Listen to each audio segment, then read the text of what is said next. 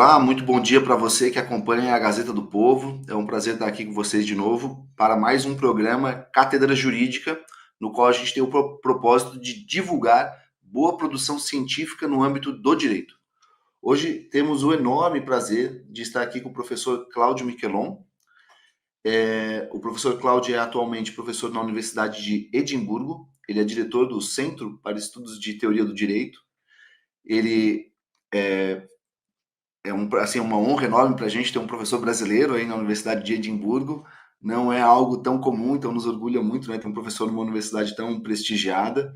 O professor Cláudio, ele estudou aqui no Brasil, ele fez a sua graduação na URGS, no Rio Grande do Sul, onde também cursou o seu mestrado. Ele, então, fez o seu doutorado com o super festejado, né, autor em teoria do direito, o professor Neil McCormick, já na Universidade de Edimburgo. Ele depois foi fellowship na HLA Hart Visiting Fellowship na Universidade de Oxford em 2007, que é uma fellowship bastante respeitada, e também da British Academy em 2006 e 2007. Professor, então é um prazer enorme ter o senhor aqui conosco. Seja muito bem-vindo. O prazer é meu, André. Eu queria, em primeiro lugar, te agradecer pelo convite, porque não é sempre que há tanto interesse em filósofos do direito, assim, falando para o público. E me interessa isso, então eu queria te agradecer muito por isso. E queria também te parabenizar pelo programa. Eu acompanhei o programa nos outros episódios e é muito interessante. Eu gostei muito da iniciativa, é excelente. Eu queria te parabenizar, não só, te agradecer o convite, mas também parabenizar pela iniciativa, que eu acho muito necessária hoje no Brasil. Legal, muito bacana. Fico muito, assim, realmente muito feliz de ouvir isso. Então, professor, vamos lá, vamos cair matando aqui nos seus artigos, né? Então, hoje a gente vai falar basicamente de 3 textos do professor, 2 deles tratando da ideia de virtue jurisprudence, uma espécie de teoria do direito ligada à teoria das virtudes. Eu nem saberia como traduzir isso, se o professor depois puder dizer aí como é que o pessoal costuma traduzir, né? E um outro texto em que a gente vai falar um pouquinho da ideia de autoridade da doutrina e falar em uma questão de inferência, melhor explicação, né, um método de lógica.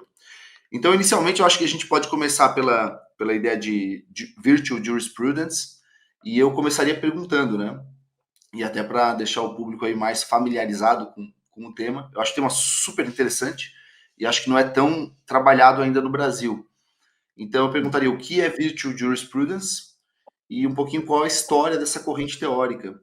E eu já acrescentaria, né, que existe uma virtue ethics, uma teoria moral baseada nas virtudes, que ela é bastante festejada por autores ligados, a, por exemplo, à tradição da lei natural, estudos da lei natural, e essa tem assim raízes muito antigas, né? Já se a gente pegar Aristóteles, a Ética Nicômaca é basicamente um tratado sobre virtudes, e depois na Escolástica com Tomás de Aquino, e até bem mais recentemente, a professora Elizabeth Anscombe, né, na metade do século XX, em Oxford, ela trabalhou essa ideia, e uma autora, se eu não me engano, que é neozelandesa, a Rosalind Hursthouse, ela escreveu o livro On Virtue Ethics, em 2002, pela Oxford University Press. Ela tratou desse tema. Eu gostaria de saber se a Virtue Jurisprudence dialoga, está baseada, em que medida, enfim, com essa teoria da ética, né, desenvolvida com base nas virtudes, né?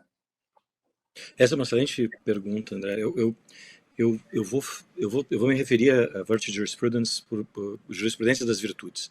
E mais naquela tradição da jurisprudência dos interesses, do Jhering, da jurisprudência dos conceitos, da escola de pandectística, mas uma espécie de teoria do direito em que a ideia de virtude passa a ter um papel central. E é interessante isso, porque de fato o que tem a virtue jurisprudence, a jurisprudência das virtudes, ela é parte de um movimento realmente mais amplo. A gente fala que nos últimos, a partir da década de 60, assim, começa na década de 40, mas a partir da década de 60, 70, a gente fala, às vezes, de uma virada das virtudes, um virtue turn. Mas como teve um turn linguístico na filosofia, em que todas as áreas da filosofia, de uma maneira ou de outra, passaram a pensar em termos de filosofia, em termos de linguagem. Da mesma forma, na década de 60, 70, a gente fala de um virtue turn. E isso, então, não vale só para a ética. A ética foi o primeiro lugar mesmo onde isso começou a acontecer.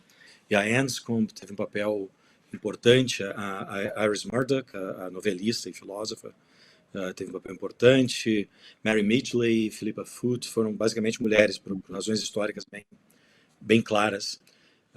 E que depois isso pega muito impulso a partir da década de 80 na ética das virtudes. Mas a gente vê isso também em outras áreas. Eu vou dar alguns exemplos só, mas hoje em dia fala-se muito de epistemologia das virtudes, a teoria do conhecimento fundada nas virtudes.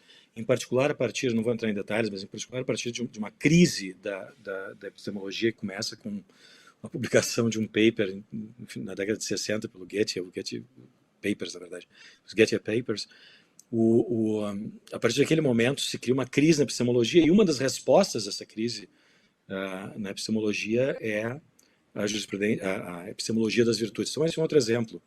Um outro exemplo ainda em teoria da lógica e argumentação, muita gente... Então, na epistemologia, por exemplo, recentemente, a versão mais radical é da Zabavsky. Em teoria da argumentação, o David Cohen começou a repensar a ideia de lógica e começar a pensar que em teoria da argumentação e nas formas argumentativas, que às vezes a virtude pode ter um papel relevante na determinação de se é próprio ou não um argumento, se o argumento é bom ou não, e assim por diante. Então, parte desse contexto geral que realmente começa em ética, e começa com essas 4 mulheres, com Anscombe, Mary Midgley, Philippa Foot e Iris Murdoch. A partir dessa, começa um conjunto de diálogos entre tudo isso. Então, por exemplo, na jurisprudência das virtudes, tem gente que trabalha com uma epistemologia das virtudes vinculada ao direito, especialmente em teoria da prova, teoria da avaliação da prova e tal. Tem outras pessoas que procuram encontrar uma fundamentação moral para o direito. E as pessoas estão mais preocupadas com virtue ethics. Outras pessoas estão com ética das virtudes. Outras pessoas dialogam com teoria da argumentação e lógica. E essa, vamos dizer assim, eu chamo de virtue argumentation theory, teoria da argumentação sobre virtudes. Então, a virtue jurisprudence é uma parte desse contexto, e as conexões são complexas, até porque não há um conjunto de teses que todo mundo envolvido nesse movimento de jurisprudência das virtudes, não é um conjunto de teses fechadas, é muito mais uma perspectiva, um approach. A ideia de que as teorias disponíveis que nós tínhamos até a década de 90 no direito e depois, elas não davam conta de aspectos importantes da experiência jurídica, porque elas alijavam a ideia de virtude, a ideia uma avaliação normativa do sujeito que está tomando a decisão jurídica, do juiz, do advogado, uma avaliação normativa do sujeito que recebe a norma jurídica, o cidadão.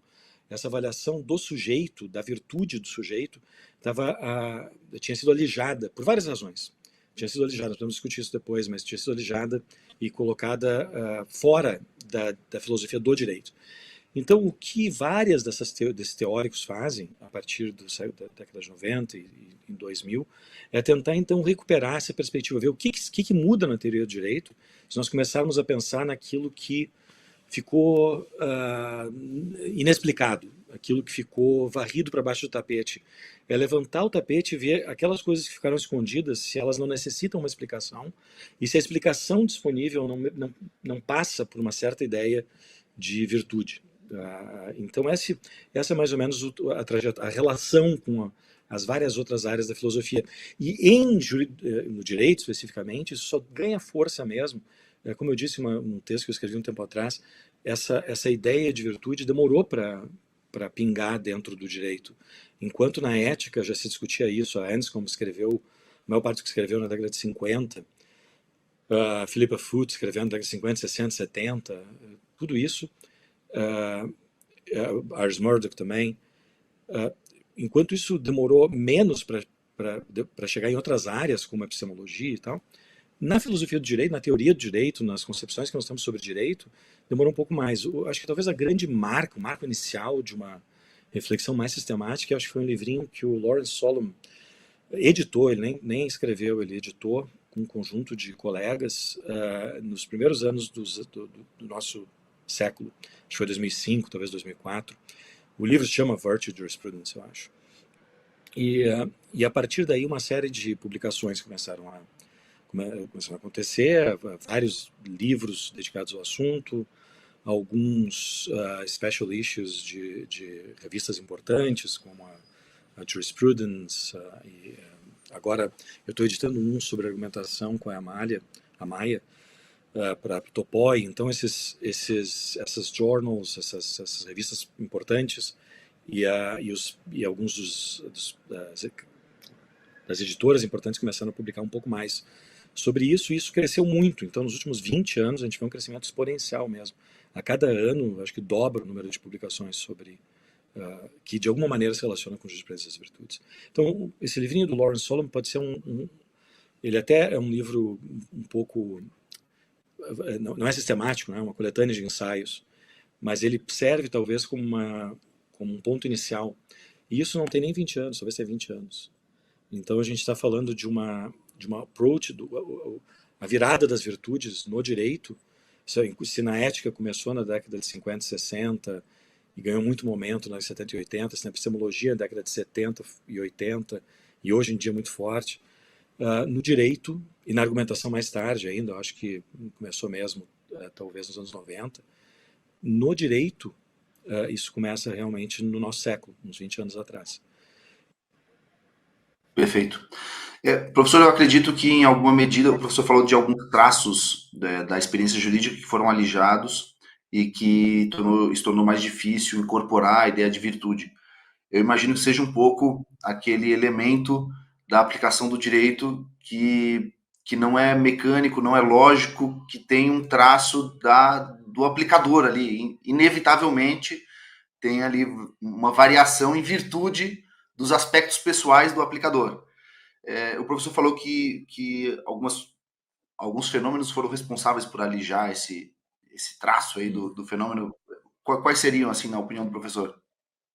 Bom, eu tenho então, me parece que é uma trajetória bem clara sobre o desenvolvimento da teoria do direito nos últimos 100 anos, cento e poucos anos. Claro, isso existe mutatis mutandis. Eu não posso falar muito sobre a filosofia oriental do direito.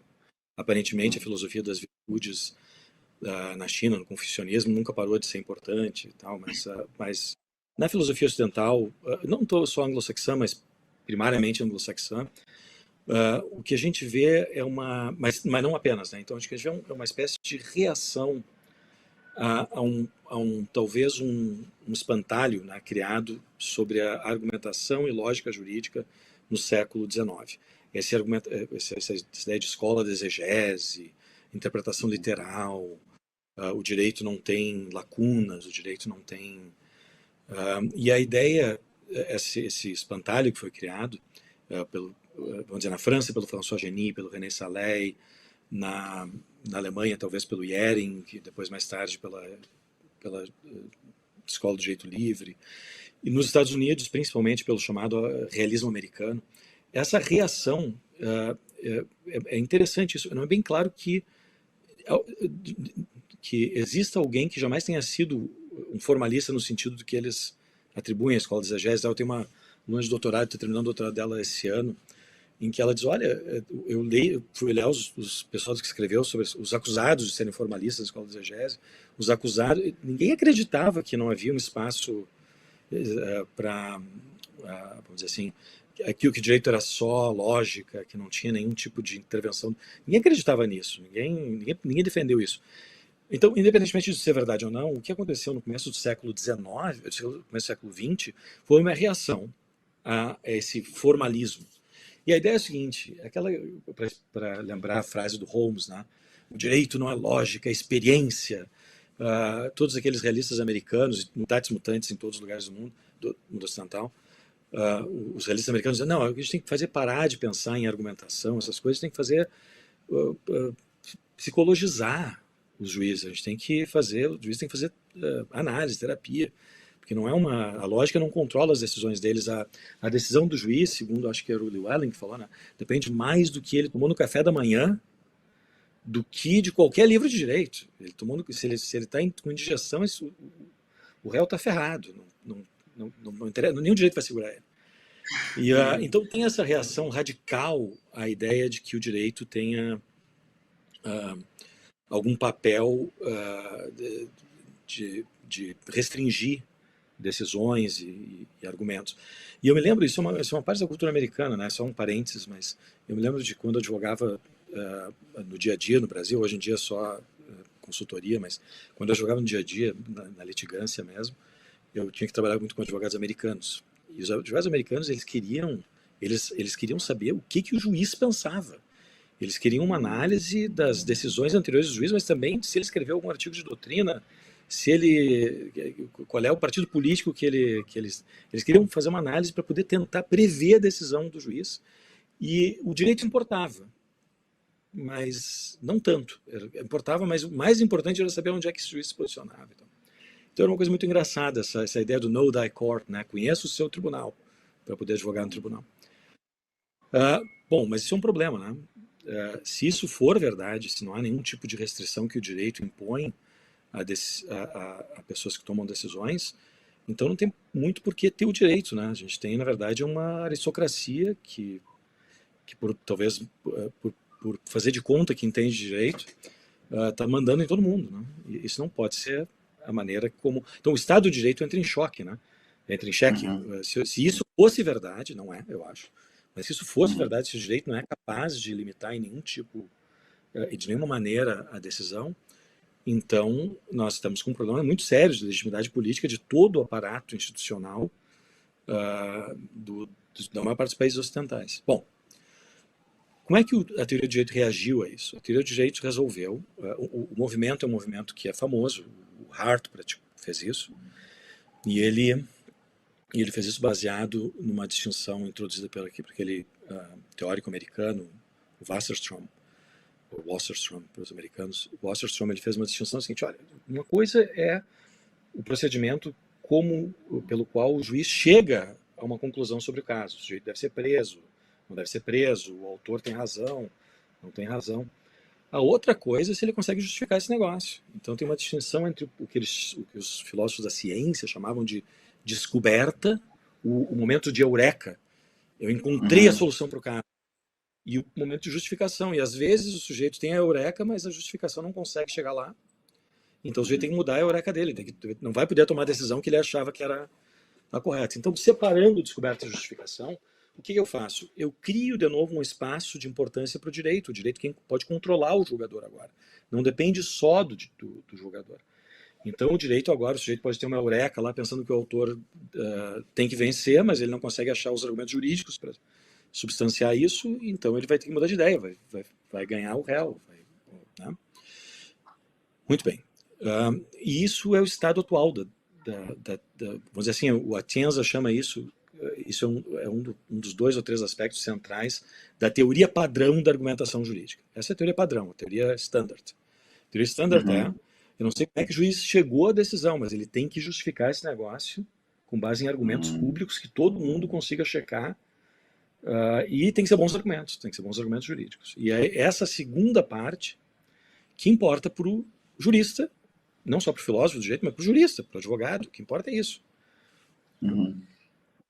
Passe os meus amigos americanos que ficavam querendo que eu investigasse a psicologia de cada juiz, mas a teoria standard que nós temos hoje é uma teoria em que a gente admite que muitas vezes há elementos de subjetividade que influenciam as intuições do juiz. O juiz tem intuições, mas a gente submete essas intuições do juiz ao crivo da argumentação jurídica, para ver se ele consegue suportar essas intuições. Essa é a teoria padrão. Perfeito. Qual é o problema? E essa teoria padrão é legal, é boa, e foi muito funcional, mas ela tem um problema. E o problema é o seguinte, eu acho, que ficou varrido para baixo do tapete. O problema é que não é claro para mim que eu consiga entender a capacidade que nós temos de produzir bons argumentos jurídicos se nós alijamos completamente a subjetividade do julgador. Então, o que me parece que, pelo menos em termos de argumentação jurídica, está ficando cada vez mais claro, é que certos tipos de argumento que nós temos, que nós usamos, que são bons argumentos, e são argumentos objetivamente bons no direito. Eles supõem que o juiz tenha certas capacidades subjetivas para perceber certas peculiaridades do caso. E se o juiz não, o juiz ou o advogado mesmo, depois eu posso dar uns exemplos disso se vocês quiserem, mas um advogado tem que ter a capacidade de perceber certas características do caso para poder mesmo pensar em usar esses argumentos. E essa capacidade não é uma capacidade inata, natural, que o sujeito nasceu com ela, é uma capacidade que tem que ser aprendida. E essa capacidade é o que eu acho que pode ser estudada por uma jurisprudência das virtudes. Então, se eu estou correto, eu posso não estar, mas se eu estou correto, há vários tipos de argumento analógico, o argumento, a inferência melhor explicação, vários tipos de argumento que nós usamos no dia a dia no foro.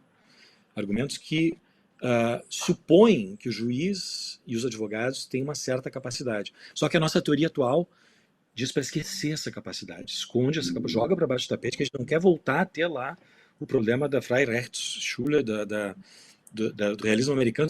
A ideia é que se a gente começar a olhar a subjetividade do julgador, vai ficar tudo subjetivo mesmo. Tudo vai ficar um achismo, vai cair naquela... E eu acho que a gente tem que cuidar com isso. É óbvio que isso é um erro. A decisão não é o que o juiz acha que é. Mas se a gente não olhar embaixo do que ficou escondido, a gente vai continuar lidando. Porque o meu ponto é o seguinte: na prática, a subjetividade dessas pessoas está influenciando as decisões. Tem pessoas melhores e piores em construir argumentos analógicos, por exemplo. E se a gente não olhar por que faz essas pessoas melhores ou piores em fazer isso, a gente não vai entender. A gente é como se a gente estivesse vivendo uma fantasia, né? A gente está vivendo a fantasia de que não há nenhuma subjetividade envolvida. No momento que a gente só lá no processo de descoberta, que é uma coisa que não tem nada a ver com direito, que é psicologia, é para os sociólogos, né, os juristas. Juristas se preocupam com justificação. Mas no processo de justificação, certas formas de justificação supõem certas habilidades, certas formas de certas virtudes. E se eu não tenho essas virtudes, eu vou argumentar mal. E se eu tenho elas, eu vou argumentar bem. E se eu sei delas, eu sei como treinar as pessoas para desenvolvê-las, etc. Perfeito. Professor, tem uma coisa, as correntes teóricas, elas costumam ter antagonistas, né? Então, em geral, você fala justnaturalismo, justpositivismo, formalismo, realismo, que são, na verdade, conceitos puros, na prática não é bem assim. Quem seria o antagonista da virtue jurisprudence? Pois isso é uma boa pergunta, porque eu falei para ti agora, basicamente para vocês, basicamente sobre um aspecto da virtue jurisprudence, que é a parte de argumentação jurídica, que eu acho que é uma das mais importantes, se não a mais importante. E eu acho que o contraste que se faz é o contraste com o que o Atienza chama de teoria standard, teoria padrão, a teoria que tem dominado a teoria da argumentação jurídica nos últimos 40 anos, 50 anos.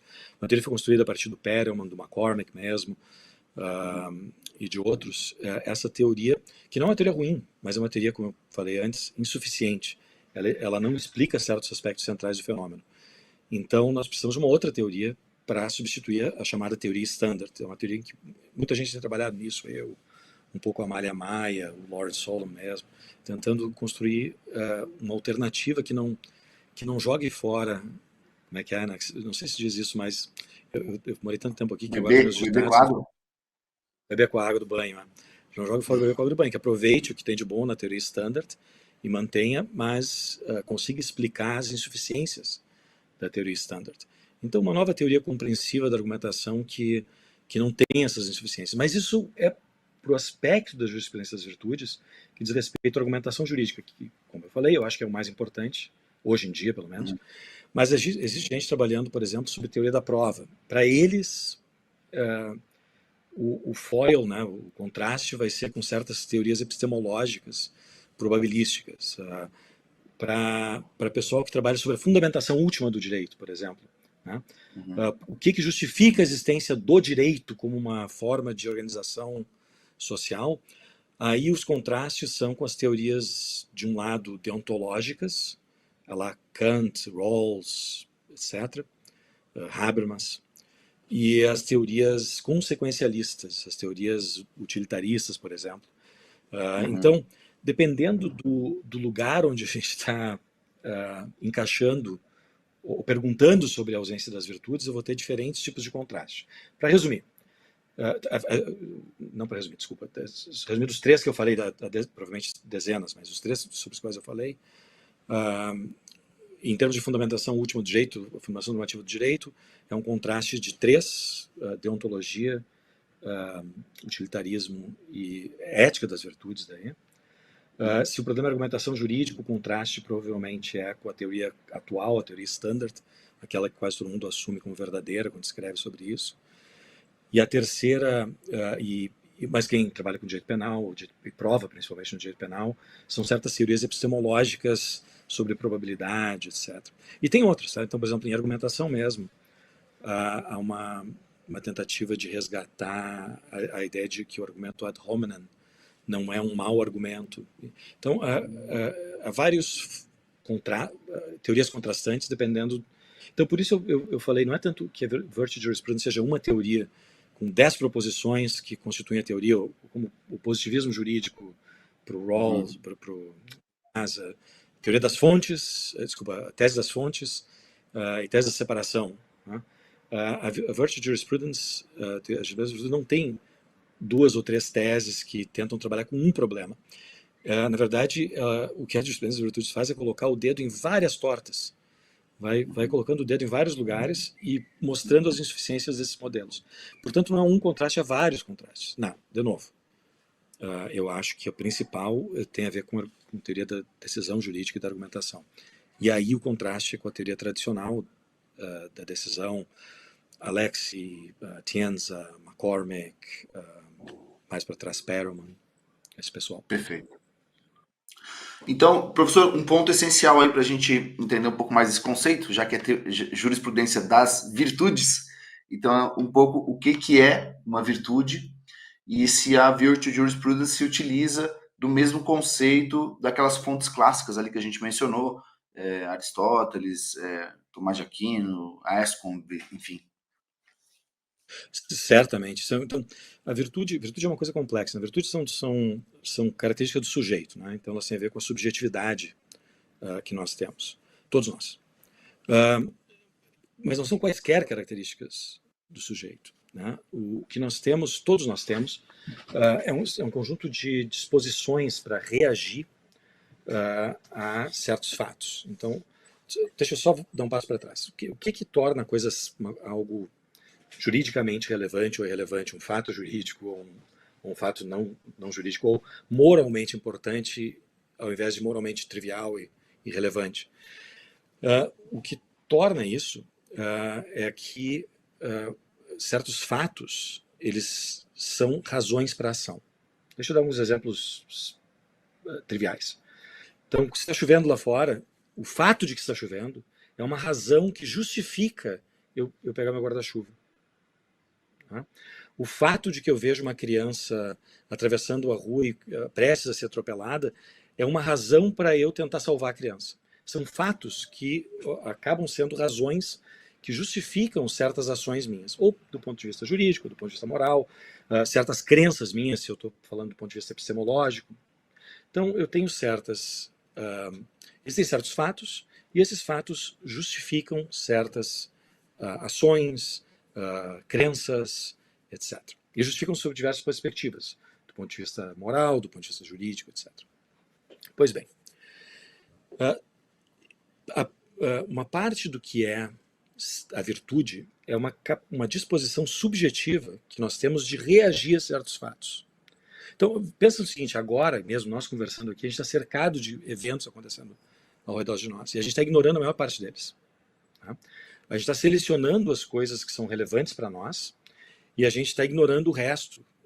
E, portanto, certas coisas, elas são percebidas por nós como sendo relevantes do ponto de vista moral, para a minha ação, o jurídico, o epistemológico, para a minha crença. Mas, então, como vocês podem ver, eu saio do Rio Grande do Sul, mas o Rio Grande do Sul não sai de mim, né? O Buenas aqui vai ficar mais o engraçado dessa história. Então é que, o que é a virtude? A virtude é uma disposição que eu tenho para reagir de maneira apropriada a esses fatos. A gente, às vezes, reage de maneira inapropriada a uma série de fatos, não? Então, vamos pegar um exemplo de uma virtude bem tradicional que é importante no direito, mas não é central do direito: coragem. Tá? O sujeito está lá no meio para pegar o exemplo do nosso Aristóteles lá, o sujeito está lá no meio de uma batalha, guerra do Peloponeso, os espartanos e os atenienses, daí vem lá os espartanos vindo. O que o sujeito corajoso tem que fazer? O sujeito corajoso, ele tem que perceber esse movimento, ele tem que perceber esse movimento como uma razão para ele pegar o escudo dele, pegar a lança dele, se encaminhar para uma certa posição e fazer uma falange lá para proteger a posição dele. O que o covarde faz? O cara que não tem virtude. O sujeito vê os atenienses vindo, ele pega, larga o escudo, larga a lança e sai correndo. Né? O que o temerário faz, né? Que é outro extremo? O sujeito vê os atenienses vindo, ele, que falange que nada, eu vou sozinho lá, vou terminar com esses caras, eu mesmo e tal. Então, a virtude é uma capacidade de reagir de maneira apropriada a um certo fato. Né? E essa reação, ela supõe, então, a capacidade de perceber o fato. Às vezes, a gente não percebe coisas que são super importantes. Então, a virtude tem um elemento perceptivo. Eu percebo algo como relevante. Isso é super importante. Tem também o elemento motivacional. Eu percebo o fato como relevante e isso me leva a agir de uma certa maneira. Tem até um elemento emotivo, né?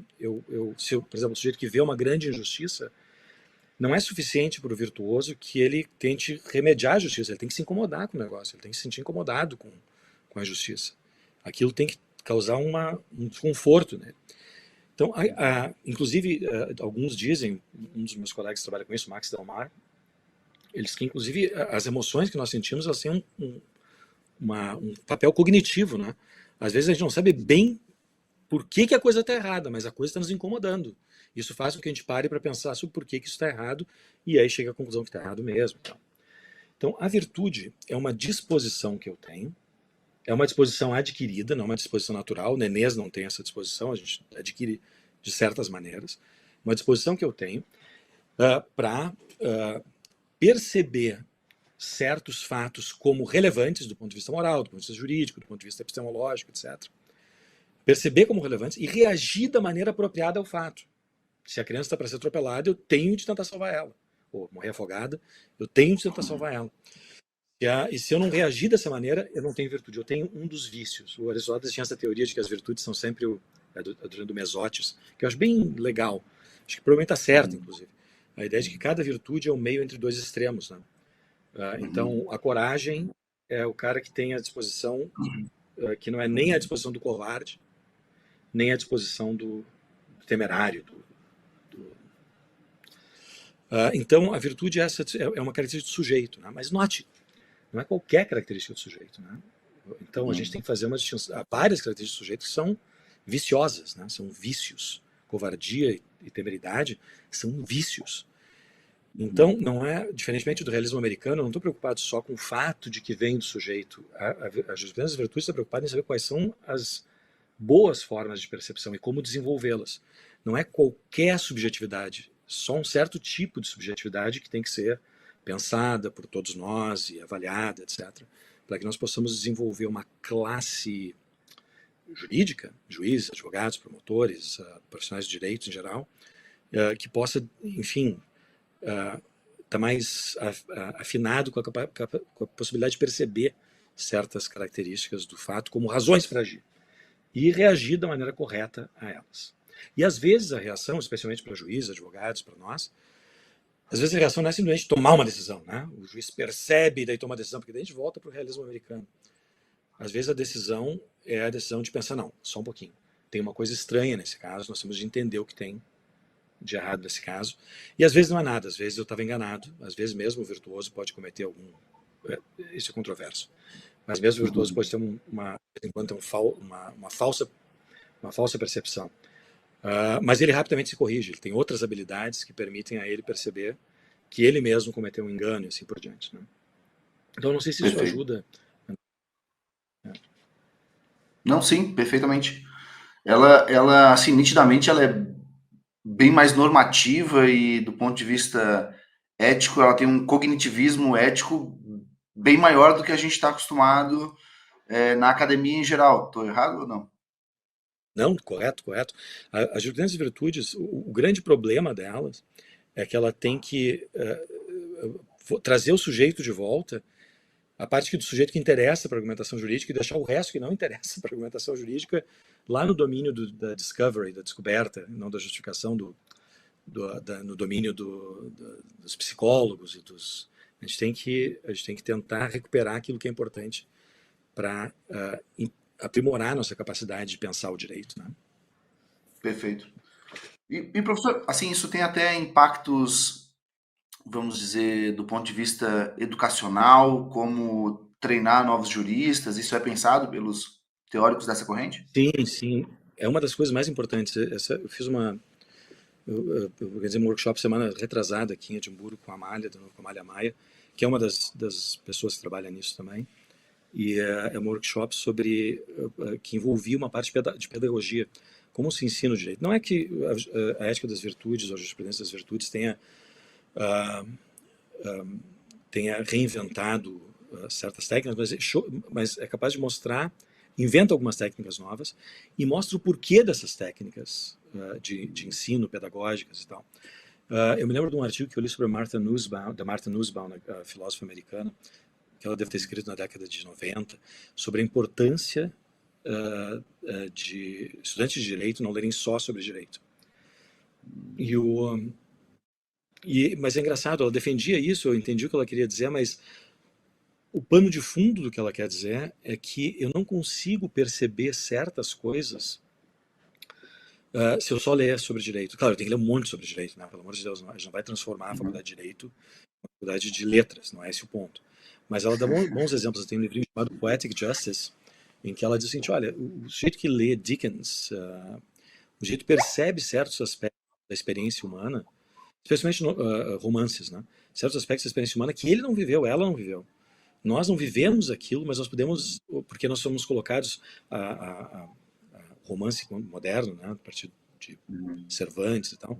Ele tem essa capacidade de nos colocar na posição da vida ordinária de alguém e perceber os dilemas, as frustrações, as dores, e isso pode ser uma coisa importante na hora de nós pensarmos num processo. Eu não sei se André, não sei se tivesse a mesma experiência que eu tive. Primeiro ano da faculdade, um professor meu, e ele me convidou um colega, dois colegas, para ler alguns autos, né, de processos. Eu fui ler os autos de processo. E eu me lembro de ler, eu era tão inocente, tinha 17 anos, eu li a petição inicial. Esse é o tratado desse autor. Esse sujeito é uma vítima, e esse réu é um sem vergonha. Aí eu li a contestação, daí eu comecei a pensar, sem vergonha. Eu não tinha a capacidade de perceber certas contradições na história, como certas histórias não fechavam. Eu acreditava nos dados que tinham sido me dados de uma maneira inocente. Um homem virtuoso não faz só isso. Ele percebe que certas coisas fazem mais sentido do que outras, que certas conjunções de fatores são mais comuns, e assim por diante. Então, a gente tem, na verdade... Então a gente tem... Pois é, então, não sei se isso responde a tua pergunta, mas... Sim. Tem impactos no modo de educar, tem impactos. A gente está desenvolvendo, estão sendo desenvolvidos ainda um pouco.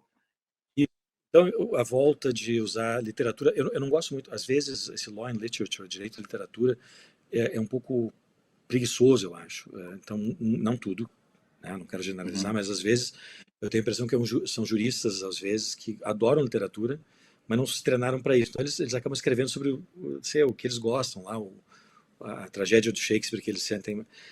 Mas não é disso que a gente está falando. A gente está falando do que outros fazem, é utilizar certas formas de treinamento mais complexas para desenvolver essas capacidades perceptivas. O fato é o seguinte: eu acho que Aristóteles está certo, eu acho que quase todo mundo concorda, que a maneira de desenvolver virtudes não é o ensino, é o hábito, é a prática, né?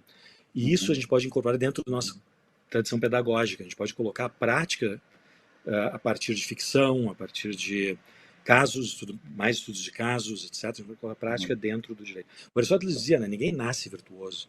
As chamadas virtudes naturais não são virtudes mesmo, né? Não são virtudes.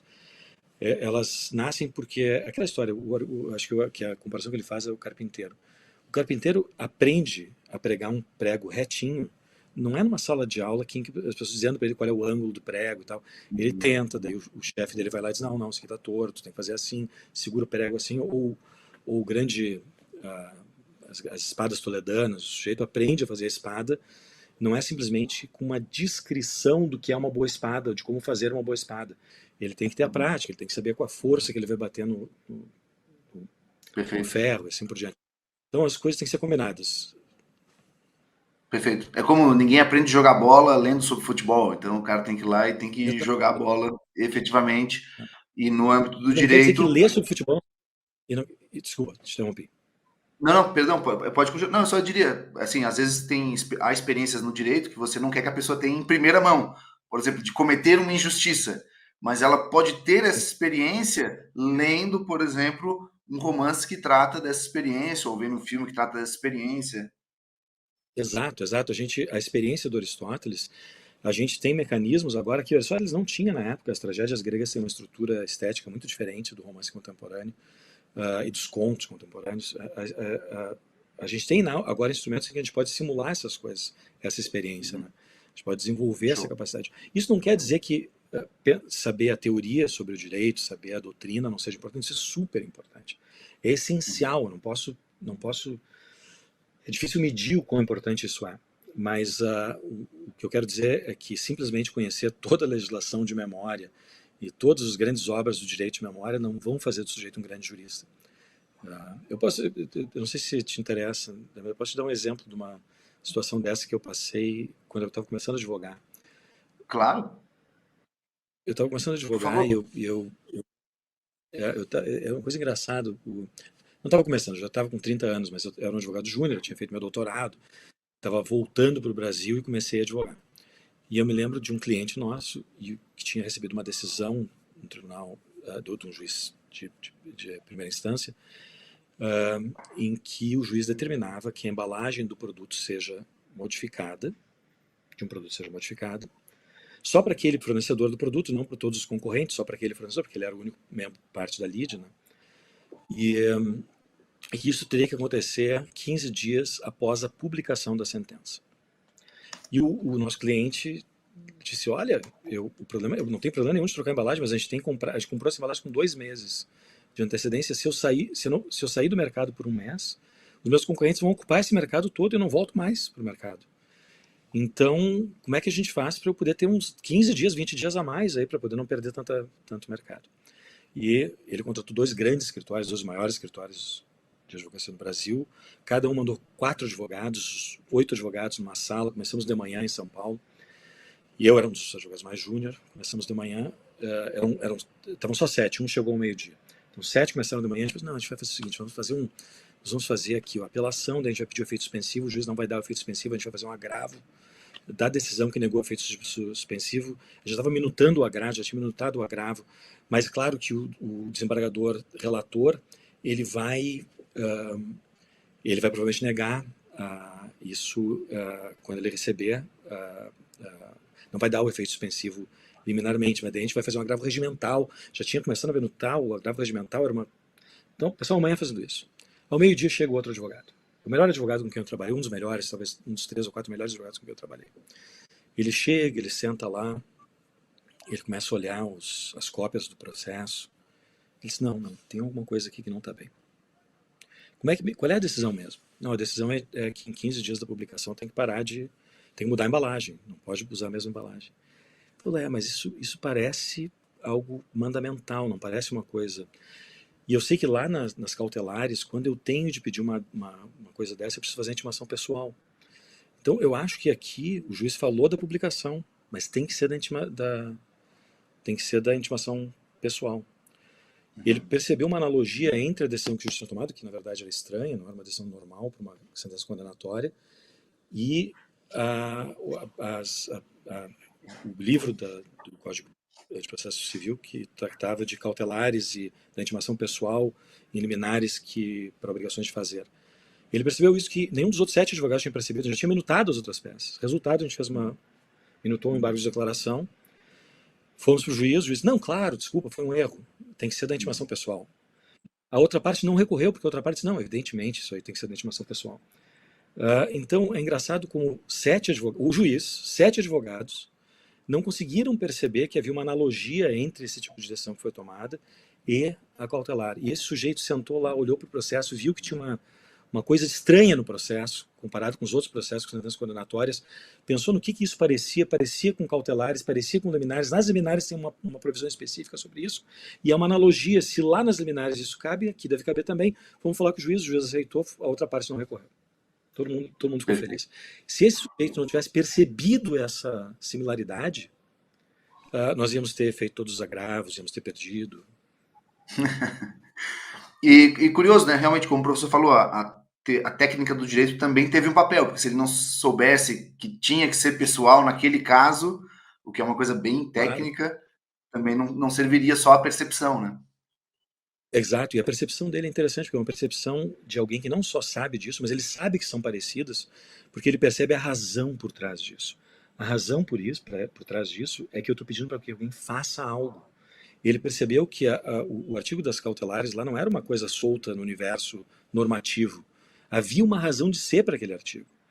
E se a razão de ser para aquele artigo também se aplica ao caso concreto, que não é uma cautelar, não é uma liminar, então essa razão deve operar nos dois lugares de maneira igual. Ele tinha que saber lá das cautelares, mas ele tinha que também saber mais do que simplesmente a disposição. Ele tinha que ter uma percepção de por que aquele artigo existe. Qual é a razão para aquele artigo existir? E só isso fez ele perceber que uma sentença tinha que ter a mesma regra, tinha que seguir a mesma regra, o mesmo princípio subjacente a uma liminar. Né? Perfeito. Então, esse é um exemplo dessa percepção. Né? Fantástico, professor. Tá, vamos em frente aqui, então.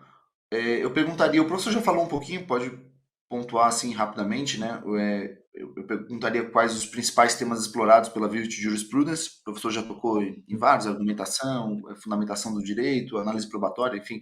Se tiver mais algum, fora esse, por favor. E um ponto que eu, quando estava lendo os artigos do professor, eu percebi que há alguns pontos da Virtue Jurisprudence que, de algum modo, eu já perceberam aí no John Finnis. Então, ele fala da importância do Spoldials, né, que é uma espécie aí de homem prudente, para definir o ponto de vista ali do caso central, sobre o qual você analisa o direito. Ele usa o conceito de racionalidade prática, que me parece semelhante ao conceito de prudência clássico. Eu acho que ele usa esse termo porque no ambiente que ele estava inserido, para conseguir dialogar mais com gente que não estava, né, não seguia, enfim, né, não se sentia atraído aí mas por essas linhas mais clássicas. Ele usa o conceito de human flourishment também, né, o florescimento humano, que é parecido com a eudaimonia lá do Aristóteles, eu creio, por favor, me corrija se eu estiver errado, e a própria teoria dos bens humanos dele dialoga aí com São Tomás e creio que é Escom também. E eu perguntaria se de algum modo a gente poderia dizer que o Finnis é uma espécie de precursor da Virtue Jurisprudence.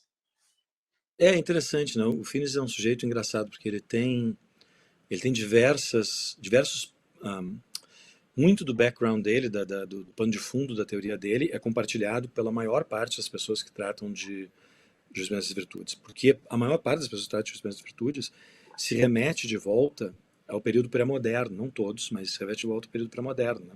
Tem muitas, são virtudes que há uma teoria, a mais influente teoria das virtudes provavelmente é a teoria do Aristóteles, e o Tomás de Aquino é um aristotélico, né? Então o Tomás de Aquino faz um desenvolvimento ainda em algumas direções. São Tomás faz um desenvolvimento de algumas ideias que Aristóteles já tinha lá atrás, enfim.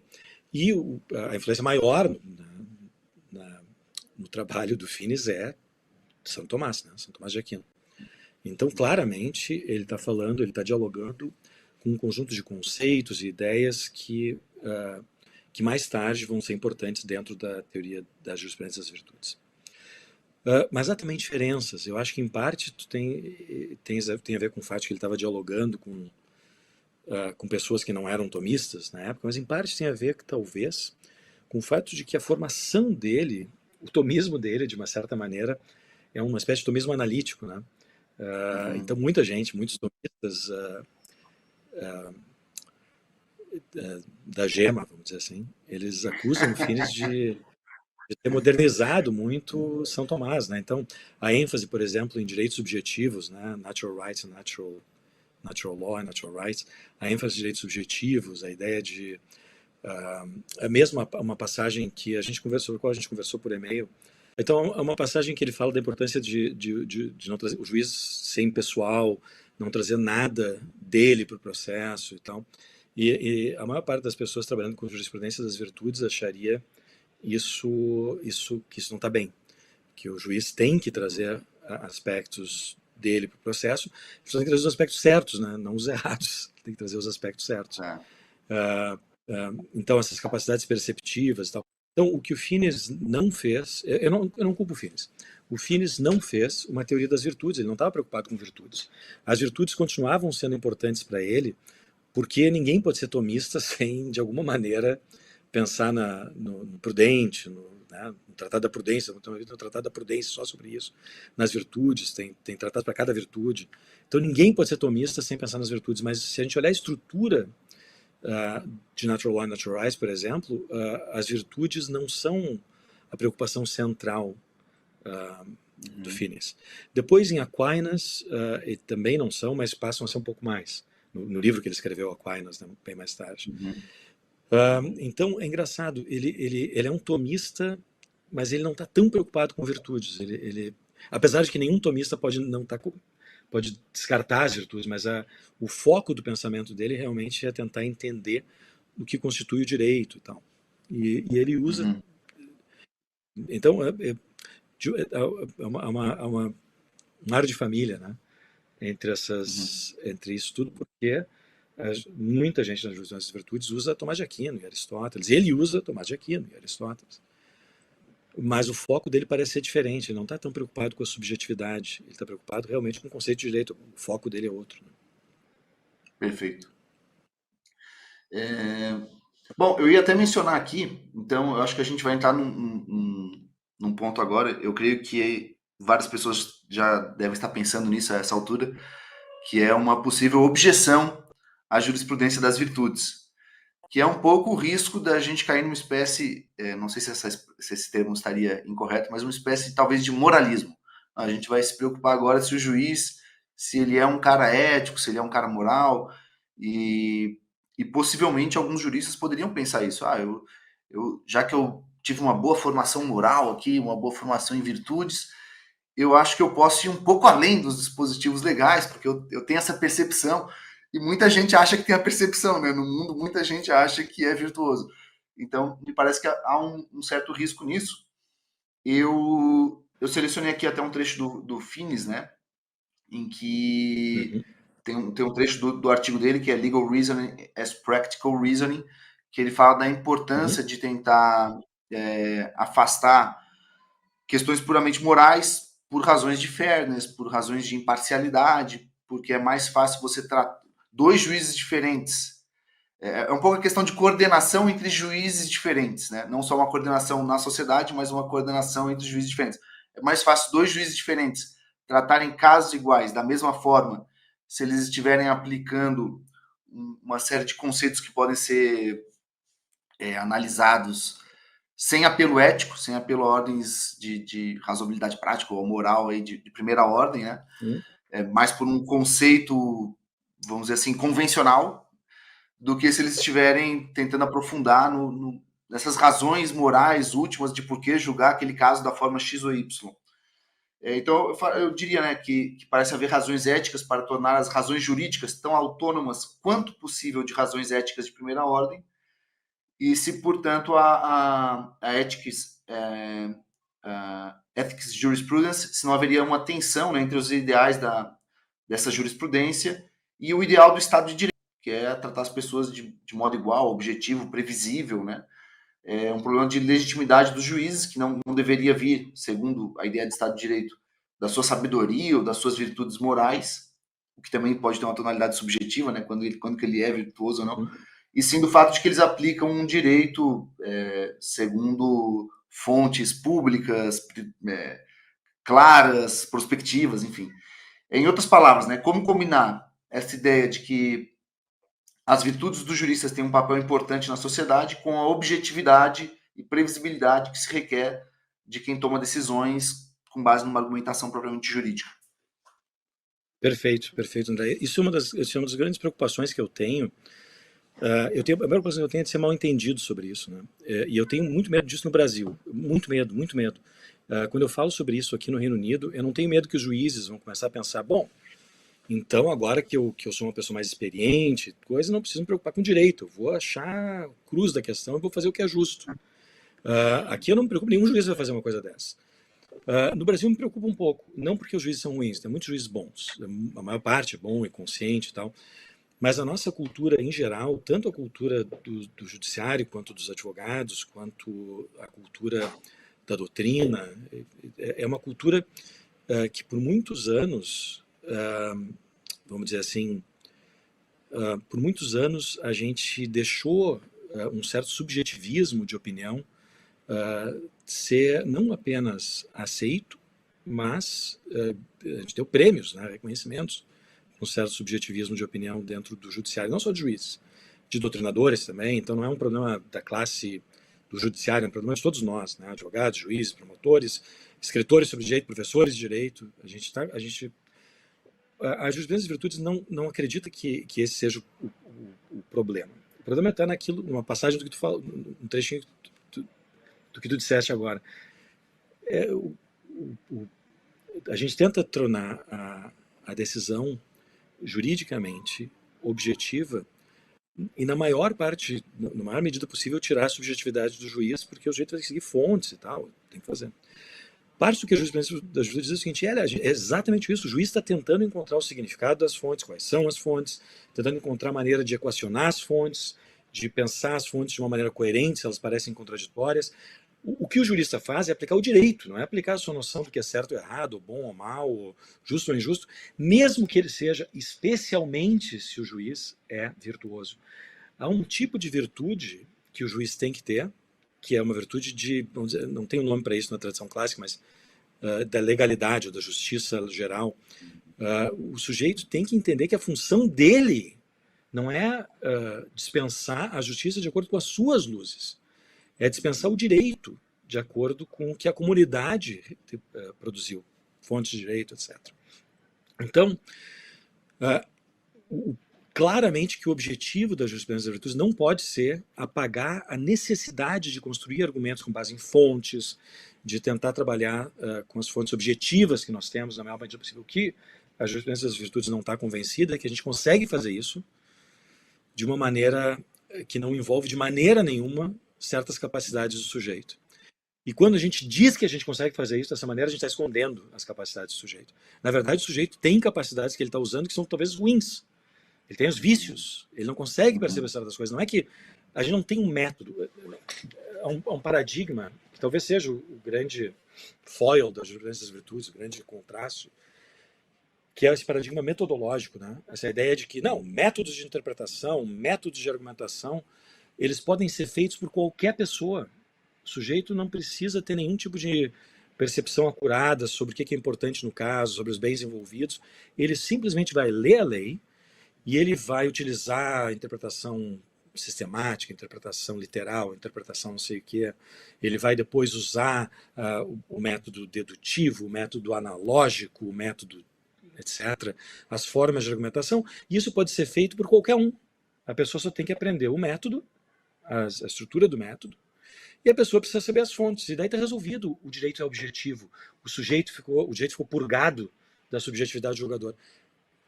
Eu acho que isso é uma fantasia linda. Eu gostaria muito que fosse o caso, mas é uma fantasia linda, mas é uma fantasia. Ou seja, aquele sujeito lá, do meu colega advogado, que percebeu a analogia entre a sentença e a liminar, todos nós estudamos direito, a gente tinha todos os métodos de interpretação na nossa frente, a gente sabia eu estudava filosofia do direito, eu sabia de cor os métodos de interpretação comuns, admissíveis e tal, eu estudava lógica, eu estudo muita lógica, eu sabia todas as formas de argumentação, modus ponens, modus tollens, silogismos disjuntivos, eu sabia tudo isso, e eu não percebi que havia uma analogia a ser feita. Então, a diferença entre eu e ele não é a diferença do nosso treinamento para o direito. Eu provavelmente sabia mais da estrutura da argumentação jurídica do que ele sabia. Mas ele tinha uma capacidade que eu não tinha. Ele tinha uma excelência, se não quiser usar a palavra virtude, frequentemente virtude é traduzida por uma excelência, uma capacidade muito grande de fazer certas coisas. Ele tinha uma excelência que eu não tinha na época, talvez não tenha até hoje. Então, o que é importante para mim não é, e isso eu tenho tanto medo de falar sobre as virtudes no contexto como brasileiro, isso não é uma tentativa de substituir o direito, é uma tentativa de demonstrar que o direito, quando bem aplicado, porque veja, o exemplo que eu dei sobre o meu amigo é importante, porque ninguém duvida que o direito correto naquela situação era a intimação pessoal a 15 dias depois da intimação. Todos concordam, as duas partes concordaram, porque a outra parte não recorreu, o juiz concordou depois de ser chamado, os outros advogados, quando esse meu amigo falou, o oitavo advogado falou sobre isso, os outros 7 pararam imediatamente o que estavam fazendo, não, ele tem toda a razão. Ele não tinha razão porque ele tinha razão, ele tinha razão porque esse é o direito. O que ele descobriu foi uma conexão dentro do direito que todos concordam é uma conexão juridicamente relevante. A partir do momento que ele descobriu ela.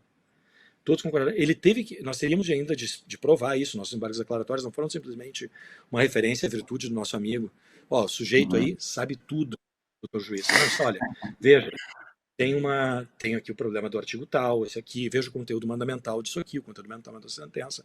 A razão por trás. A gente daí conseguiu verbalizar em termos jurídicos o que a percepção dele nos habilitou a perceber. Então, nenhum juiz tem que ficar eximido de argumentar juridicamente com base em fontes, do ponto de vista da jurisprudência das virtudes. As jurisprudências das virtudes não de novo, as jurisprudência das virtudes é um saco de gatos, tem muita gente que diz muita coisa. Mas a maior parte do mainstream, né, não está querendo substituir o direito ou a objetividade do direito, mas está dizendo que para que o direito objetivo seja corretamente aplicado, eu preciso ter certas capacidades. E se eu esqueço que eu tenho que ter essas capacidades, não treino as pessoas para desenvolver essas capacidades, o resultado é que ninguém vai ter essas capacidades. E aí, como ninguém vai ter essas capacidades, o direito vai ser mal aplicado. Essa analogia jurídica que é objetivamente correta, como comprova a prática do caso concreto, objetivamente ninguém discordou dela, ela não teria existido. O direito teria sido mal aplicado se a gente não tivesse tido esse sujeito e essa capacidade de perceber certas relações entre regras. Então, a ideia aqui é aplicar melhor e mais objetivamente o direito, mas para ser mais objetivo sobre o direito, eu preciso ter uma certa capacidade subjetiva. Esse é o não sei se isso ajuda. Então, na verdade, um mecanismo para salvar o Estado de Direito do aleatório de que algumas pessoas sabem, outras não sabem certas coisas. Perfeito. Até o autor que o professor mencionou ali que teria escrito essa obra que é o Marco Zero, o Lawrence Solon, me corrija se eu estiver enganado, mas ele é ligado a correntes originalistas, assim, que são correntes até, vamos dizer, de bastante deferência a fontes formais em termos de interpretação constitucional, né? Então acho que isso de algum modo mostra também que o originalismo dele é um originalismo um pouco diferente do originalismo do Scalia e tal, mas para bem ou para mal, não tenho vontade de defender ou atacar o originalismo. Mas, de fato, ninguém, a Amália, eu, o Max Delmar, as pessoas, a Iris lá da Holanda, Van Damselaar, Iris Van Damselaar, todo esse pessoal que tem tratado sobre isso, ninguém está querendo voltar ao realismo americano, Freirecht, Schuller. O que a gente está querendo dizer é o seguinte, mas às vezes, muito frequentemente, para que o direito objetivo seja bem aplicado, eu preciso de um certo tipo de disposição de personalidade, de caráter, perceptiva. E se eu não tenho essa percepção, eu vou aplicar mal o direito objetivo. Né? Mas nunca o apelo à virtude é o fim do argumento. A virtude é um meio. Né? O fim do argumento termina no direito, numa fonte do direito. Perfeito. E, professor, eu perguntaria agora assim, se existem algumas, né, virtudes específicas do jurista, e daí eu confesso que me chamou a atenção, quando eu estava lendo o seu artigo, o Legal Reasoning Virtues, o senhor acaba abordando aspectos mais de virtudes intelectuais. O professor fala muito da legal salience, capacidade de ver assim, fatos relevantes, né, aspectos relevantes. Isso. E acabou não tocando tanto alguns pontos que, quando eu comecei a ler o artigo, me pareceriam mais assim, quase que óbvios, né? Por exemplo, é importante que o juiz seja honesto, é importante que o juiz seja, de algum modo, imparcial, o que pode parecer óbvio, mas, por exemplo, em ambientes politicamente fragmentados, a gente pode perceber atuação enviesada, né? Quando envolve alguma espécie de agenda política, enfim. Então, eu perguntaria se a Virtue Jurisprudence, ela não está tão interessada nessas virtudes, eu vou chamar de virtudes morais, em contraposição a virtudes intelectuais, tá? Mas assim, essas exposições de caráter, não sei se está certo ou errado, ou se ela não está tão interessada, ou simplesmente isso todo mundo acha muito óbvio, é óbvio que o juiz não pode ser corrupto e vender a sentença, enfim. Não, na verdade tem muito trabalho agora sendo feito. Eu não trabalhando nisso especificamente.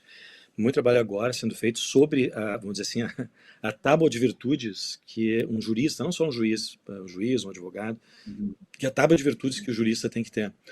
Há muito trabalho sendo feito em comissões de ética, há movimentos importantes, que muitos dos nossos códigos de ética, eles têm uma estrutura muito deontológica, né? O juiz não pode fazer isso, o advogado não pode fazer aquilo. E tem muito pouca estrutura que é vinculada a certas capacidades, certos bens que o juiz tem que estar attuned, né? Tem que estar atonado, tem que perceber.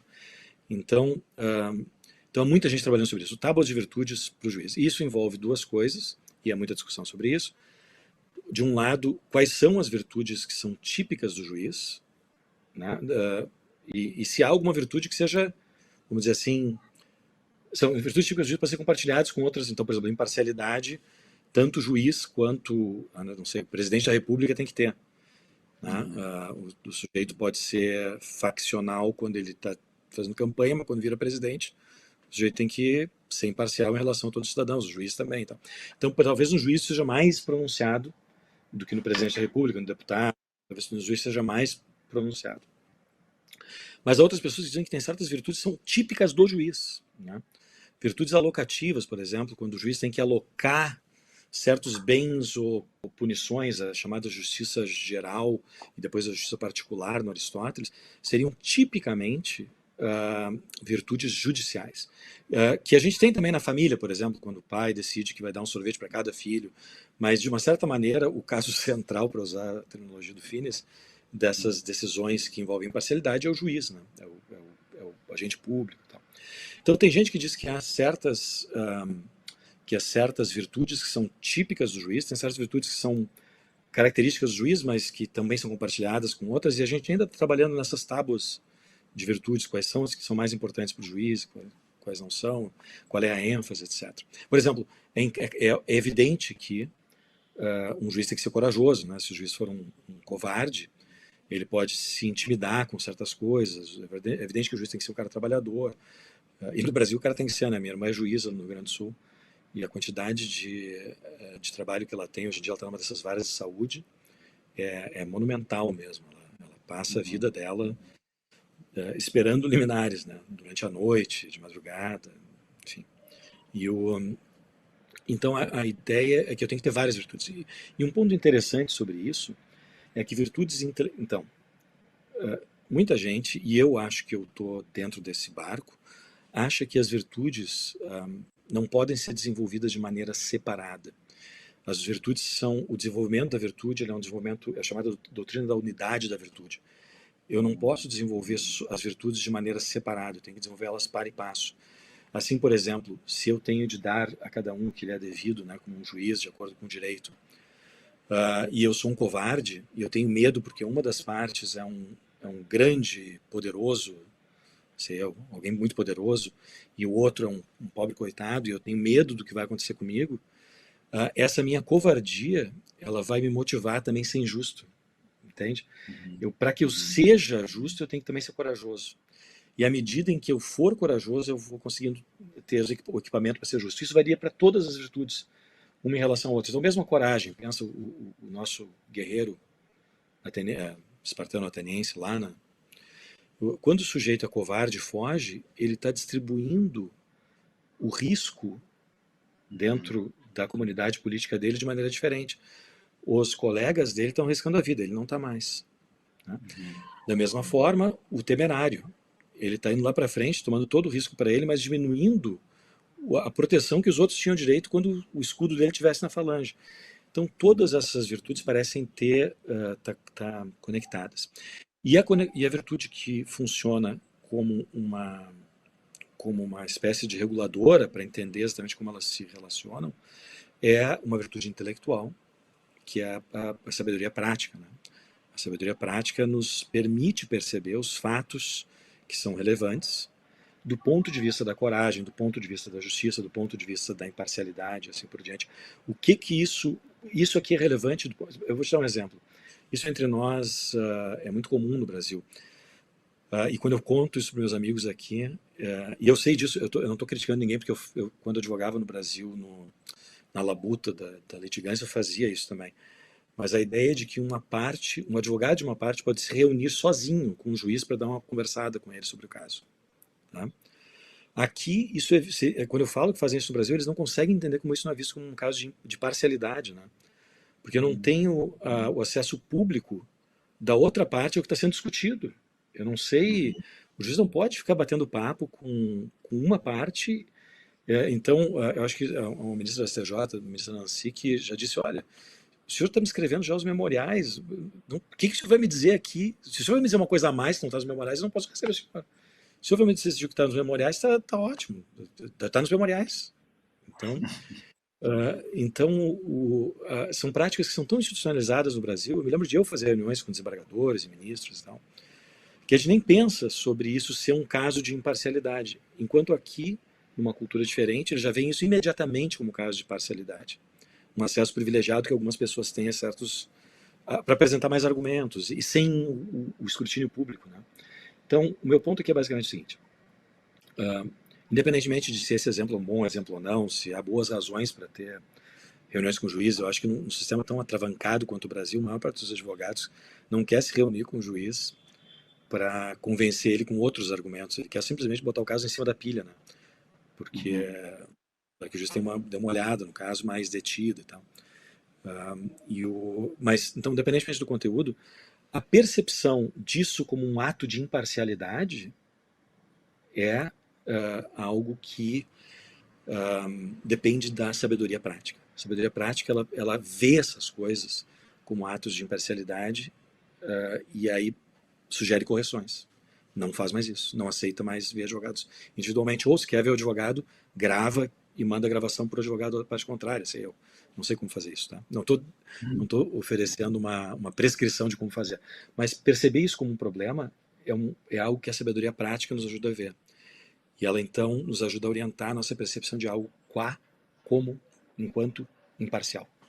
Ou parcial. Perfeito. Não sei se isso ajuda, mas... Ela tem um caráter arquitetônico, assim, diante das demais virtudes. Ela é uma... Bom, há outras coisas sobre as quais poderíamos falar. A gente aprende virtudes em contextos muito específicos, né? A gente aprende coragem em certos contextos, mas os contextos nos quais a gente tem que aplicar nossos conhecimentos sobre a coragem, às vezes não tem nada a ver com o que a gente aprendeu antes. O que nos permite fazer essas transições à sabedoria prática. Tá. Projetar uma outra situação, algo que a gente aprendeu jogando, não sei, bolinhas de gude. E a gente aprendeu isso lá, mas a gente agora pode, como juiz, transferir isso para a situação que está acontecendo agora e assim por diante. Perfeito. Professor, então eu perguntaria agora também se existem alguns tipos de argumentos especificamente que pressupõem alguma forma de virtude, e daí aqui eu já queria que a gente começasse a ingressar no segundo artigo. Vamos ter pouco tempo para ele, mas acho que dá para a gente tratar alguma coisa, que é o artigo em que o professor fala a inferência, a melhor explicação, né, e a autoridade da doutrina, em que o professor fala exatamente dessa forma específica de argumentação, que alguns tratam como sinônimo de abdução, outros falam que são coisas distintas, enfim. Mas, e que eu vejo que eu percebo, me corrija se eu estiver equivocado, mas me parece que o professor vê uma grande importância nessa forma lógica. O professor trabalhou ela tratando também de princípios, enfim, vê ela como útil para várias finalidades. Muita gente trata na análise probatória. O Deltan, quando ele esteve em Harvard, ele escreveu um livro sobre isso. Enfim, então eu perguntaria se há algum argumento jurídico que pressupõe virtude, acho que o professor vai mencionar esse, daí acho que a gente já pode ingressar aí no segundo artigo do professor. Isso, eu acho que é vários, né? Eu acho que a virtude tem várias funções. Eu acho que a analogia é um bom exemplo, um excelente exemplo. A gente tem uma regra cobrindo um caso, a gente não tem uma regra para outro caso, mas a gente percebe que tem alguma coisa que torna os dois casos similares. A gente não sabe a articulação de porquê, nossa imaginação, de uma certa maneira, se projeta nesse outro caso e tenta achar essa intuição inicial da analogia. Parece que não vem, a gente não aprende nos livros, né? A gente aprende só consegue ter essa intuição inicial quem tem certas virtudes.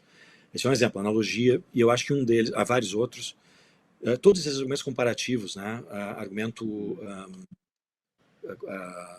a fortiori. Bom, se é assim nesse caso, no outro caso, mais ainda a gente tem razão para fazer igual. O argumento assímile, o argumento ao contrário, que é uma dissimilaridade, né? Todos esses argumentos comparativos que a gente usa no dia a dia do foro parecem estar predicados na capacidade de perceber algo que não está explícito em nenhum lugar, uma similaridade ou uma diferença. Então, são argumentos comparativos. Eu acho, como tu disseste, que um deles, um dos mais importantes que a gente tem, um daqueles que faz o direito ir para frente, é a inferência melhor explicação.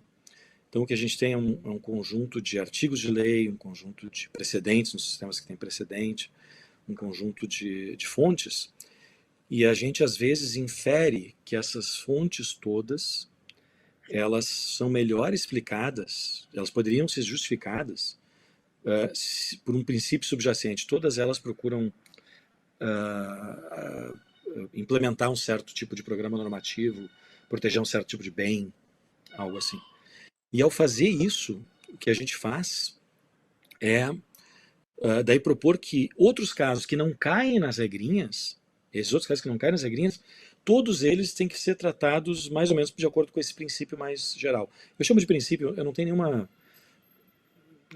nenhuma necessidade de fazer uma distinção categorial agora entre regras e princípios, entre isso pode até ser verdade, mas não é o que me interessa aqui, mas uma regra mais abstrata, se vocês quiserem. Uhum. Então a ideia, a gente vê isso. Olha, pensa naquele caso que o McCormick cita aqui da jurisprudência britânica, começou aqui na Escócia, que é o Donoghue versus Stevenson, que é o equivalente no Reino Unido ao nosso artigo 186, o artigo 159 do Código Civil.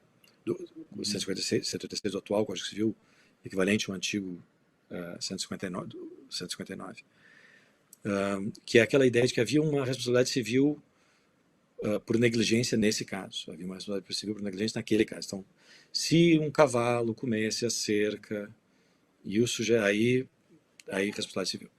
Se o sujeito não tivesse feito manutenção do não sei o que, responsabilidade civil. E aí chega no Donoghue versus Stevenson e o Lord Atkins diz, não, só um pouquinho. A gente tem dezenas de casos em que esse sujeito agiu de maneira negligente, ele teve, não tem uma coisa subjacente a isso, daí ele formula o chamado neighbor principle, princípio do próximo, né? Ele diz, olha, se o sujeito age de tal maneira que era previsível que se ele não tomasse cuidado ele ia causar dano a uma outra pessoa, e ele efetivamente causa o dano a essa pessoa, ele é responsável por indenizar. Mais ou menos, né, se alguém por ação, omissão, negligência, imprudência, causar dano a outra, fica obrigado a indenizar. Esse princípio não existia no direito britânico até Donoghue versus Stevenson. E ele foi inferido a partir dos casinhos. A gente faz isso no Brasil também. A gente faz isso o tempo todo no Brasil. A gente está inferindo regras mais gerais a partir de uma série de dispositivos legais. O exemplo que eu gosto, que é o exemplo que eu tenho apreço pessoal, quando eu escrevo sobre doutrina no Brasil, eu escrevo sobre obrigações, né? Mas especificamente sobre enriquecimento sem causa, que eu adoro. E o enriquecimento sem causa, o princípio do enriquecimento sem causa, que veda o enriquecimento sem causa como fonte de obrigação, ou seja, quando há um enriquecimento sem causa, eu tenho obrigado a restituir o enriquecimento sem causa.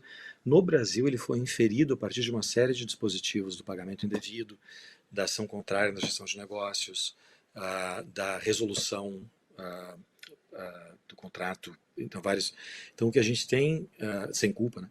Então o que a gente tem é uma série de dispositivos e alguém diz não, só um pouquinho. O que está acontecendo no Brasil aqui é o seguinte: se alguém se enriquecer às custas de outro, sem uma causa que justifique, você tem que devolver o dinheiro. E isso os tribunais brasileiros já tinham produzido antes do Código de 2002. Foi uma inferência que a gente fez, uma inferência melhor explicação. A gente dá nomes para essas coisas, era o tal do... ah, como é que era? Enfim, era o pagamento indevido objetivo, né? Então, a ideia é a seguinte, a gente usa esse tipo de argumento o tempo todo. Mas o que nos faz agrupar essas 10 regras e não aquelas outras regras? O que fez o Pontes de Miranda falar sobre enriquecimento sem causa, ou outros falarem sobre enriquecimento sem causa, agrupando justamente o antigo 861, o antigo... O que fez eles verem essa similaridade entre todos esses casos? Isso não pode ter sido algo que está no código, porque não estava no código. De fato, o pagamento indevido estava lá na parte de pagamento, uma coisa absurda. O pagamento indevido não é uma forma de pagamento, ao contrário, né? É uma coisa que parece um pagamento, mas não é, não tem dívida. Mas estava lá, a gestão de negócio estava entre os contratos. Então a gente tinha um monte de coisa espalhada pelo código, em diversas partes. Os nossos juristas, os bons juristas, os juristas que na verdade faziam doutrina e não só escreviam sobre direito, eles pegavam essas pequenas disposições e diziam, olha, o que tem em comum entre elas é esse princípio. Em outros casos que não estão cobertos pelas disposições, mas que estão sobre esse princípio, a gente tem uma boa razão para decidir dessa maneira. E de fato foi o que aconteceu. O STJ, já na década de 90, decidia de acordo com o chamado... tem um nome para isso. Mas o enriquecimento, o pagamento indevido no sentido objetivo. E que é um enriquecimento sem causa. E o professor considera que a doutrina tem propriamente uma espécie de autoridade, desde que ela tenha uma forma específica de excelência em manipular esse tipo de argumento. Correto? É isso mesmo? Eu acho que sim. Eu acho que o problema é o seguinte, a doutrina, ela é... Tem que separar duas coisas. Tem que separar pessoas que escrevem sobre direito e pessoas que escrevem doutrina. Há muita gente que escreve sobre direito no Brasil. E algumas pessoas também escrevem doutrina. Nada contra quem escreve sobre direito. Às vezes, escrever sobre direito é uma coisa importante. Mas as pessoas não estão adicionando ao cânone. Elas estão simplesmente... talvez, escrevendo um livro-texto que vai ajudar as pessoas a lerem o código. Mas elas não estão, na verdade, mostrando algo que não é trivial ou evidente dentro do que o código diz. Ou os códigos, ou a Constituição, o que quer que seja. Doutrina, eu acho que é um exercício diferente. A doutrina, ela procura desvelar aspectos do direito que não são claros. Um dos instrumentos importantes da doutrina é a inferência melhor explicação. Por exemplo, antes de ter a boa-fé codificada no Brasil, a gente já tinha muita gente defendendo, Clóvis Couto Silva, Judite Martins Costa e outros, defendendo que havia um princípio geral de proteção à boa-fé no Brasil. Aquilo era a doutrina, né? A doutrina está aqui mostrando que está implícito, mas não evidente no direito. Não é uma invenção. Os argumentos, todos eles se vinculavam lá, o artigo 150 do Código Comercial, o artigo disso, mostravam que é direito, mas não é evidente no direito. E isso envolve certos tipos de argumento, uma argumentação complexa e certas formas de intuição. Então, Clóvis Couto Silva, Judite e outros fizeram em relação à boa-fé, mostraram algo que não era evidente a partir de um certo tipo de argumento. Argumentos que parecem ser inferências, nesse caso específico, a melhor explicação. Não são os únicos, mas esse é um argumento muito típico da doutrina. É uma das excelências do doutrinador, a capacidade de argumentar dessa maneira. E um dos medos que eu tenho no Brasil é que, às vezes, a doutrina no Brasil parece... Ou melhor, as pessoas que escrevem sobre direito no Brasil, às vezes, parecem achar que o que eu devo fazer é simplesmente enunciar algo que me parece legal. Eu li num livro alemão, num livro americano, e eu digo, isso é legal. Na verdade, não é assim que funciona, né? Um dos bons exemplos disso é um livro de um grande amigo meu, o professor Jorge César, que escreveu sobre violação positiva do contrato, e ele escreve todo o livro para dizer o seguinte, olha, violação positiva do contrato é uma forma de inadimplemento que, no Brasil, se tiver alguma função, uma função circunscrita aos casos X e Y, todas as demais formas para quais se usa isso na Alemanha, após para tudo isso, nós temos aqui no Brasil outros mecanismos, então não dá para ficar... Então, isso aqui pode funcionar para isso ou para aquilo, mas não funciona em geral. Então, o que ele faz? Ele faz um argumento que mostra certos aspectos do que o direito brasileiro nesse caso até usando um elemento estrangeiro, mas pensa no direito brasileiro, né? Então, eu tenho muito medo de duas coisas. Eu tenho muito medo dessa doutrina que opera de maneira oracular. Isso é verdade. Por quê? Porque eu sou um doutrinador, eu posso dizer que é. E um doutrinador oracular não é um doutrinador, ele é um oráculo. Então a gente tem que relegar o oráculo as funções do oráculo, religião, em alguns tipos de países e tal, em alguns tipos de crença, mas não o direito. E meu outro medo é o pessoal que daí, por conta disso, diz, a doutrina não vale nada, a doutrina não tem nenhum elemento de racionalidade. Nós vivemos um mundo pós-moderno, em que o conceito de verdade tem que ser relativizado. O doutrinador é um enganador, do jeito que vende livros, mas ele não tem nenhum tipo de racionalidade subjacente ao que ele está fazendo. Isso também está errado. Então, nem tanto ao mar, nem tanto à terra. Eu acho que há claramente critérios de racionalidade, a boa doutrina, a má doutrina, a boa doutrina que está errada e má doutrina e boa doutrina que está certa. Então, a critério de racionalidade, dois doutrinadores bons podem discordar por muitos anos até chegar a alguma conclusão, se chegarem a alguma conclusão. Mas isso é diferente de simplesmente emitir opiniões sobre direito. Isso é diferente também de desesperar, né, de sentir o desespero de que nenhuma opinião sobre direito pode ser fundada em nenhum tipo de racionalidade. Tudo é uma espécie de expressivismo jurídico. Eu expresso o que eu penso e, portanto, não tem nenhuma racionalidade. Então, essas duas coisas não funcionam bem e elas e quem não percebe que há um meio caminho entre as duas coisas, entre o Silo e o Caríbides do expressivismo radical, pós-modernismo e tal, e do oráculo, que dá opiniões doutrinárias sem argumentos. Existe um doutrinador que tem argumentos bons, que podem ser checados e discutidos, contestados, pessoas podem mudar de ideia e que estão tentando desvelar algo complexo e difícil sobre algum aspecto do direito. Perfeito. Professor, aqui vou para a nossa última questão. Então, o professor, quando fala da questão da autoridade da doutrina, o professor se preocupa aqui em conceituar a autoridade, né? E fala que seria a capacidade de orientar ações ou crenças independentemente de seu mérito. E aqui eu pergunto se o conceito de autoridade do professor dialoga um pouco com o conceito do Joseph Rusk, que escreveu muito sobre autoridade, enfim.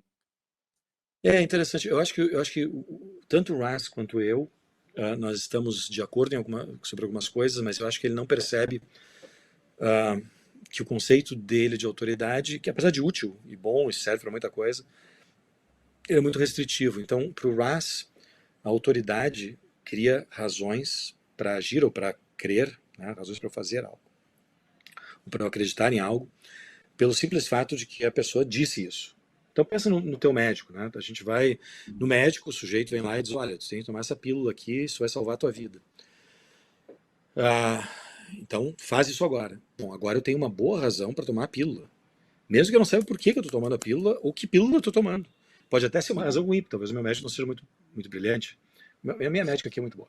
Mas eu agora, mesmo que o médico esteja errado, é irracional para mim não tomar a porcaria da pílula, né? Eu agora tenho uma razão que existe para mim simplesmente pelo sei sou, pelo que ela ter me dito isso. Eu não sei por que razão a pílula funciona, não funciona, quais são os fatos. Todos esses fatos que são as razões pelas quais ela me deu o conselho não registram para mim, não tem uma formação médica. Nem sei que eles existem. Mas ela me falou para tomar pílula, eu tomo a pílula. A mesma coisa vale para o direito, segundo o Russ. O sujeito me diz para pagar o imposto de renda e pagar, aqui eu pago 45% de imposto de renda. Paga 45%, tá diferentes faixas, né? A faixa mais do lado que eu estou é 45%. Então, ali o parlamento não está me dizendo o seguinte, olha, Cláudio, pensa bem sobre isso, né? Paga aí uns 45 ou menos, ou mais. Não, eu agora tenho uma razão para pagar 45 que independe de eu querer ou não querer, concordar ou não concordar. Eu posso achar que é péssimo, ou bom, ou pouco, ou muito, não interessa. Eu tenho agora uma razão para pagar 45. Isso não é uma coisa ruim sobre a autoridade. A autoridade funciona, às vezes, assim. Acho que a autoridade do direito funciona assim, muitas vezes. O meu problema para a doutrina é que a autoridade sobre a qual a gente está falando, a doutrina, não é a autoridade prática, a autoridade para criar razões para agir, pagar 45% de imposto de renda. Não é essa a autoridade. É uma autoridade para acreditar. Né? Então, se a minha médica, ao invés de me dizer, toma a pílula, dissesse, olha, Cláudio, o diagnóstico aqui é que tu tens tal doença. Agora, eu não tenho nenhuma razão para fazer nada, porque eu não sei o que fazer ainda. Mas eu tenho uma razão para acreditar que eu tenho tal doença. A autoridade que a doutrina tem é desse tipo. É uma autoridade que chama autoridade teórica, não autoridade prática. Ela cria razões para acreditar que o direito tem uma certa forma, que as fontes têm um certo significado, etc. Não razões para agir de acordo com a doutrina. né? Por isso, eu não sei se você lembra disso da graduação, André, mas eu me lembro de pessoal falando sobre as fontes formais e materiais de direito. Eu nunca entendi esse negócio. Nunca entendi. Eu acho que as pessoas que falavam sobre isso também não entendiam. Com o conceito de autoridade que a gente tem agora, a gente consegue entender essa diferença, né? A fonte formal do direito cria razões para agir. A fonte material do direito, como a doutrina, cria razões para eu entender o direito de uma certa maneira, para eu acreditar e interpretar o direito tem um certo conteúdo. Não é ou seja, não tem que seguir a autoridade prática do doutrinador, porque nenhum doutrinador tem autoridade prática. O que o doutrinador tem é autoridade teórica. E aí a autoridade pode funcionar de maneiras diferentes. Às vezes funciona dessa maneira, o médico me diz que eu tenho tal diagnóstico que eu tenho que aceitar, mas às vezes não. Às vezes, eu imagino que na maior parte das vezes, o que a autoridade teórica me cria, é uma espécie de ônus da prova, ônus argumentativo.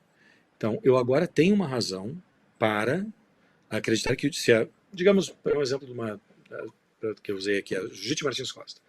A Judite me escreve e me diz, olha, o significado de tal artigo do código só pode ser esse, Cláudio. Bom, ela é uma doutrinadora, ela não é simplesmente alguém que escreve sobre direito. Agora eu tenho uma razão, um ônus, de se eu discordar dela, eu tenho que saber por que eu estou discordando. Eu tenho uma boa razão para acreditar que ela sabe mais sobre várias áreas do direito do que eu sei. Então, por exemplo, sobre boa-fé, a justiça deve saber muito mais do que eu. Se ela me diz que algo viola o princípio da boa-fé, ou algo é um dever lateral na boa-fé, eu posso até discordar dela. Eu não sou obrigado a seguir ela, mas se eu vou discordar dela, eu tenho que produzir razões. E essa é a maneira como os medievais, como Tomás de Aquino, por exemplo, pensavam a autoridade, né? A gente olha, não sei se os ouvintes são familiares com a estrutura da Suma Teológica. É lindamente feita. Toda a estrutura dela é uma pergunta.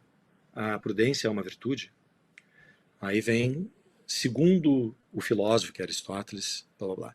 Segundo o santo, que é São Paulo, blá blá blá. Segundo Cícero, blá blá blá. O que eu digo? Eu digo outra coisa. Eu digo que é assim. Como é que eles poderiam... Quem é que diz o contrário? Quem é que diz o contrário? As pessoas dizem o contrário. Quem é que está certo? Bom, eu acho que a pessoa está certa. Por quê? Bom, porque esse argumento do Aristóteles não funciona, porque aquele argumento do Cícero não funciona, porque esse argumento do São Paulo funciona. Então, esse processo é um processo em que o que Tomás de Aquino faz é atribuir autoridade a Aristóteles, a escritura, no caso dele, a Cícero, né? Atribuir autoridade às pessoas, mesmo quando ele discorda de uma certa interpretação da escritura, ou do que o Aristóteles falou, ou do que Cícero falou. Ele pode até discordar, mas ele vai apresentar razões. A autoridade pode funcionar assim também, a autoridade teórica. A autoridade teórica não é simplesmente um dever de seguir, de crer no que a autoridade me disse. É um dever de crer se eu não achar boas razões em contrário. Mas o ônus agora passa a ser meu.